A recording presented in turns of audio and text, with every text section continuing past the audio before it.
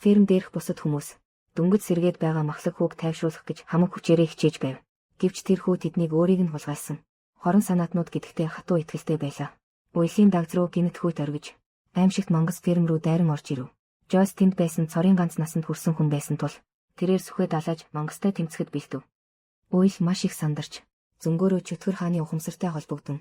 Мангасын хөдөлгөөнийг хүчээр хяналтандаа авч чадлаа. Дөнгөж ирээд байсан Стивч их зүйл бодож амжсангүй. Хаазаа тусдал нь гიშгэн шууд очиж мөргөв. Чөтгөр хаан ямар нэг зүйлийг анзаарсан бололтой. Ан цаавыг дахин татаж уруу ертөнц рүүгээ дутав. Стивийг толгойд нэгэн зоримог санаа гясхив. Тэр бол уруу ертөнц рүү нэвтэрч, чөтгөр хааны мөрийг үргэлжлүүлэн мушгих явдал байлаа. Харин газарт унсан үйл чөтгөр хааны нүдээр баригдаж явсан өөр 3 хүүхдийг харлаа. Махлаг хүү бол Викнагийн олон байнуудын зөвхөн нэг нь байж, тэр юу төлөвлөж байгаа нь тодорхойгүй ч нэг зүйл маш тодорхой байна. Энэ бол Викн дахин олон хүүхдийг барьж явна гэсэн үг. Яг энэ үед Майк, Лукас хоёр амьсгаацаар гүйж ирэв. Тэд ирэх замдаа цэргийнхэн хотын бүх 10 орчим насны хүүхдүүдийг автобусанд суулгаж байхыг өөрсдийн нүдээр харжээ. Цэргийн доктор К саяхны сургуу болсон хэргийн материалуудыг үзээд Элвинийг эдгээр хүүхдүүдэд хор хөнөөл учруулах гэж байна гэж андуурчээ. Тиймээс хотын бүх хүүхдүүдийг нэг дор цуглуулж, аюулгүй байдлыг нь хамгаалж байна гэж хэлж байгаа боловч үнэн дээр тэднийг өгөөж болгон ашиглаж Элвинийг гаргаж ирэхийг хүсэж байв. Гэвч доктор К зүудлээч үгүй явдал бол одоо Элвин муруу ертөнцид байгаа явдал юм. Харин эдгээр хүүхдүүдийн төлөө үнэхээр санаа зовж байгаа хүмүүс бол Уйл болон түүний найзууд байлаа. Тэд Викнагийн эцсийн зорилго. Эдгээр хүүхдүүд мөн гэдэгт итгэлтэй байв. Тэднийг цэргийн лагераас яаж игээд аврах хэрэгтэй. Азар мултарсан махлаг хүүд чухал үүрэг даалгав. Тэр нь үеийнхээ хүүхдийн дүрээр өөрийгөө барьж өгөх байлаа. Хүүхдүүдийг хорж буй майханд орсныхоо дараа тэрээр холбооны хэрэгслээ бие засах газрын буланд нуух ёстой. Ингэснээр бусад нь дохиогоор байршлыг нь тогтоож дараагийн аврах ажиллагаанд бэлдэж чадах юм. Уруу ертөнцид байгаа Стив болон бусад хүмүүст бас асуудал тулгарв. Тэдний замыг аврах том хан хааж машин хүртэл дотор нь гацчихв. Энэ үед Дастин багийн уурыг тарих гэдгийг харуулж энэ хан дугуй хэлбэртэй бөгөөд уруу ертөнцийг бүхэлд нь бүрхсэн байна гэж таамаглав. Тойрч гарна гэдэг бүтшгүй хэрэг. Өмнө нь тэд мөрдөгч багжнаасаа тодорхой давтамжтай дохио хэд хэдэн удаа хүлээн авсан билээ. Дастин хэд хэдэн дохионы шугамыг холбож үзтэл уулзаж буй цэг нь Хокинс лаборатори байлаа. Тэр газар бол бүх зүйл ихэлсэн цэг юм. Тэр тийшээ очиж үзэх хэрэгтэй гэж үзв. Магадгүй тэндээс Элвин эсвэл Викнатай таарч болох юм. Харин хананы нөгөө талд буюу шинэ ертөнцид бяцхан хойлог газрын зургийн дагуу явсаар нэгэн хавцлын ан цавын өмнө ирж зогсов. Тэрээр дурангаараа дотогш хартал нэгэн хүний дүрс гэсгээд өнгөрхийг харав. Бяцхан охин найсандаа эргэж зогтсон боловч нөгөө талын хүн түүнийг дагаж ирнэ гэж сансангүй.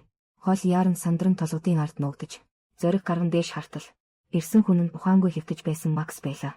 Сайн уу? Өмнөх ослоос хойш Макс ургамал шиг амьдралтай болж эмнэлэгт хөвцээр байсан билээ.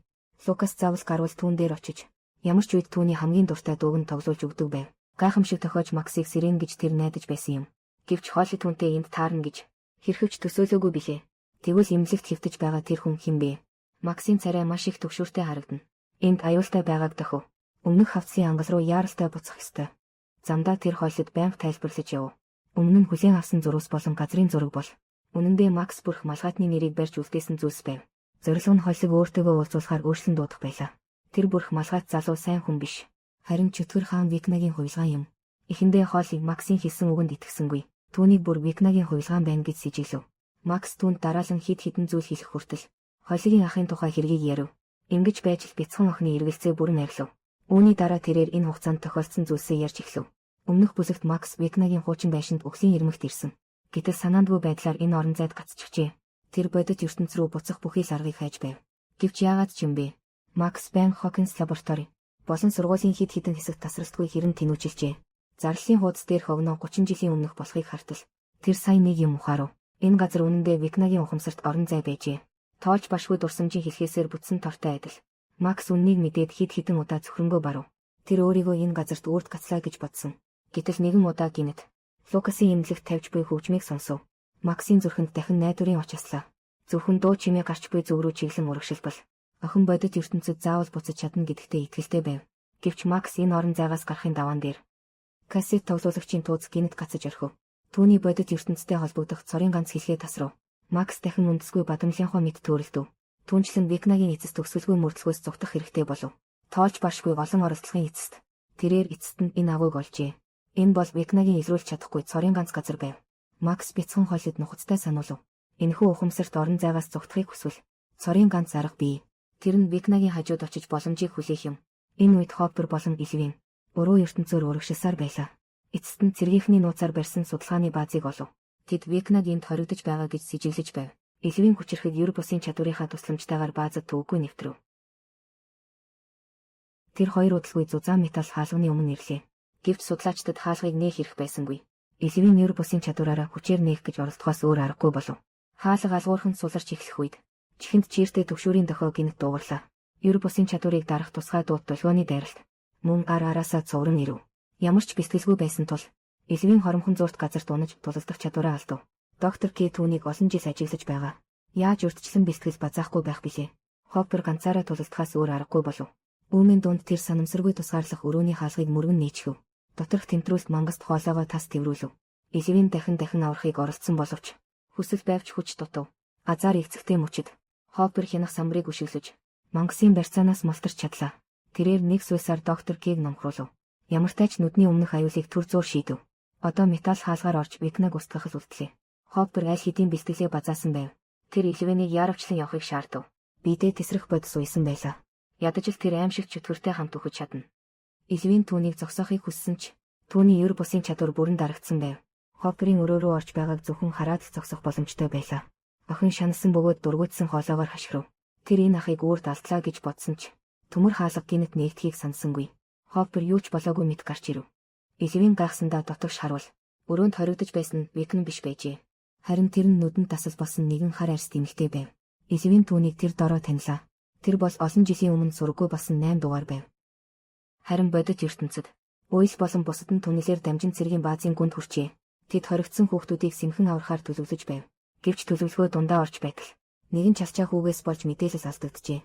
Бүхэл бүтэн цэргийн салаа гүйж ирэн тэднийг бүслөв. Жойс хүүхдүүдийн аюулгүй байдлын төлөө ингэж байгаагаа тайлбарлав. Дастин ч мөн түүнийг дэмжин хэлв. Хэрэв мангасууд ирвэл та нар ганц минут ч тэсэж чадахгүй. Түүнийг хэлж дуусав үгүй юу?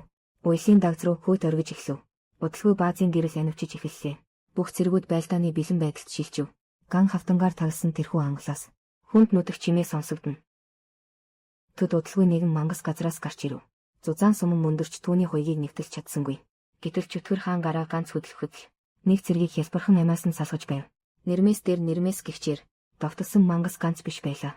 Баазын өнцөг булан бүрт амьд там болж байв. Мак болон бусад нь үүнийг ойлгов. Энэ мангасыг алах ямар ч боломжгүй. Одоо хамгийн чухал нь хүүхдүүдийг авч ухрах юм. Гэвч энэ удаа ирсэн мангасууд хэтэрхий олон байв. Бүр их чөтгөр Викн өөрийн биеэр заларчээ. Цэргүүд мангасын сул тал болох галаар довтолсон ч Викн түүнийг нь ямар ч хүч гаргалгүй буцааж нийцав. Хоёр талын хүч ийм их зөрүүтэй байхад хүн төрөлхтөнд ялах ямар ч магадлал байсангүй. Харин баазад байсан хүүхдүүдийн байдал биштэв. Тэдэнд зүгтвч боломж олдсонгүй. Мангасуудад бүрэн бүслэгджээ. Азар ихний ээлжинд ухарч амьдсан хүүхдүүдийн хувьд байдал тиймч дээрдсэнгүй. Нэнсигийн барьж явсан машин хоёр чөтгөр хааны хүчтэй цохилтод өртөж замаас гарч онхолтлоо. Түнисийн гүнд бусдыгаа тосгоор хүлээж байсан Лукас мөн л мангасуудад хавчигдав. Энэ мөчөд бааз тэр чихтэй өхөс цохирлоор дүүрчээ. Гал болон цус соёлтон харагдана. Яг л газрын там гэлтэй талбай дээрх бүх цэргүүд унсны дараа Викн гараа өргөн ганц дахив. Уйл ямар нэгэн үл үзэгдэх хүчинд татагдах мэт агаарт алгуурхан хөөрлөө. Чихэнд нь Викнагийн сүрлэг бөгөөд юуцсан дуу хоолой сонсогдов. Чөтгөр хаан яагаад заавал хүүхдүүдийг сонгодог байсан нь тэдний бие махбод болон сэтгэл санаа маш сул дорой учраас аж тэр бол ертөнцийг шинээр бүтээх төгс бит юм. Харин Уйл бол тухайн үед баригдсан хүүхдүүдээс хамгийн түрүүнд сэтгэлээр унсан нэгэн байлаа. Баривчлах ажиллагаа үндсэндээ дуусныг мэдрээд Викн Уйлыг хог шиг хажуу тийш шидэв. Тэгээд эргэж чаралгүй уруу ертөнц рүү алхан орлоо. Гэвч энэ үед цөөнгүй мангасууд талбайг цэвэрлэх ажиллагаагаа үргэлжлүүлсээр байв. Бүр Лукас болон бусдын аминд хүрэхээр завдаж эхлэв. Найз нөхөд нь бүгд мухардалд орсон байхыг хараад Уйлийн доторх уур хилэн гомдол дээд зэгтээ хүрлээ. Түүний биеэс өмнө нь хизээж байгаагүй асар их хүч тесрэв. Тэр агшинд бүх чөтгөр хаад байрандаа хөшиж орхив. Уйл хоёр гараа чанга хатгахад мангасууд болон уруу ертөнцийн холбоо тасарлаа. Тэд уснаас гарсан загас мэт газар тийчлэн унав. Найзууд нь хэсэг зуур юу ч хэлж чадалгүй гайхан зогсов. Удалгүй тэд нэг зүйлийг ухаарлаа. 5 дугаар бүлгийн жинхэнэ гол дүр нь Уйл байжээ. Дээрх бол хачирхалтай зүйлс. Цувралын 5 дугаар бүлгийн эхний 4 ангийн агуулга юм. Энэхүү цуврал нь 3 үе шаттайгаар цацагдах болно. Дараагийн 3 анги 12 сарын сүүлээр гарах бөгөөд харин төгсгөлийн хэсэг нь 2026 оны 1 сарын 1-нд бүх кинотеатруудаар нээлттэй хийн. Хэрэв боломж гарвал та энэ киноны тасалбарыг худалдаж авах уу?